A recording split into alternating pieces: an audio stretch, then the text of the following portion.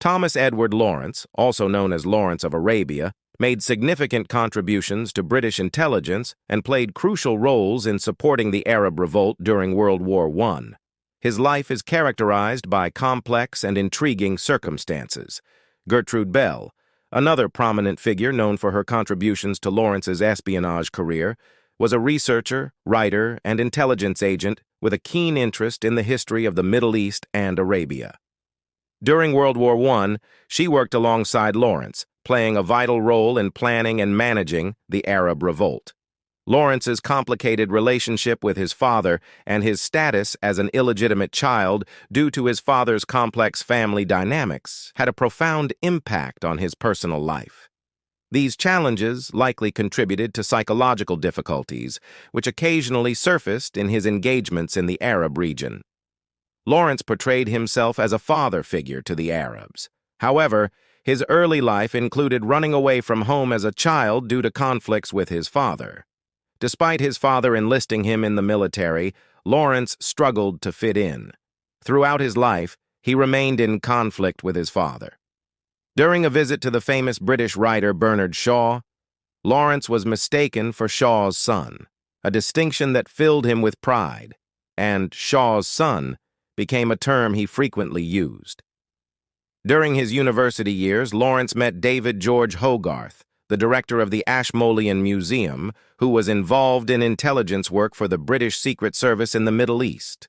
Hogarth, along with Lawrence, conducted various studies in Ottoman territories. Through these activities, Lawrence met Gertrude Bell, who taught him almost everything she knew about espionage. With the onset of World War I, the Cairo office was established under the patronage of the British politician Churchill, with the primary task of conducting intelligence operations in Ottoman territories. One of Gertrude Bell's critical contributions to British intelligence was ensuring Lawrence's assignment to the Cairo office. The involvement of the Hashemite family, particularly Sharif Hussein, in Lawrence's activities was significant. Sharif Hussein initially did not openly oppose the Ottoman Empire, but changed his stance under the influence of Lawrence and his son, Abdullah. The political landscape in the Middle East shifted after the removal of Sultan Abdul Hamid during the 31 March incident. The mistakes made by the Committee of Union and Progress, CUP, further facilitated Lawrence's close relationship with Sharif Hussein and Abdullah. Despite accusations of Arab betrayal against the Ottoman Empire, Lawrence and King Abdullah's forces were relatively small compared to the approximately 350,000 Arab soldiers fighting for the Ottoman Empire. The capture of Aqaba by Lawrence from the Ottomans became famous and garnered support from British commander Allenby. Lawrence's actions during the siege of Damascus in September 1918 presented the opportunity he had been waiting for. He ordered the massacre of thousands of Turkish soldiers who had surrendered without firing a shot, emphasizing no prisoners. Lawrence's forces, consisting of mercenaries and Bedouins, executed around 10,000 Ottoman soldiers by beheading.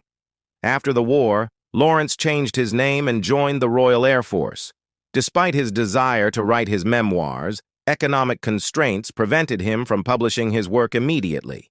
Lawrence's memoirs, titled 7 Pillars of Wisdom, were eventually published years later. On May 13, 1935, Lawrence suffered a severe head injury in a motorcycle accident and died in the hospital. Over the years, various claims, such as Lawrence resurfacing in Italy or being eliminated by the British Secret Service, have circulated in the media. It's important to note that while the provided information summarizes key points about Thomas Edward Lawrence's life and activities, the detailed context and nuances may require a more in-depth examination.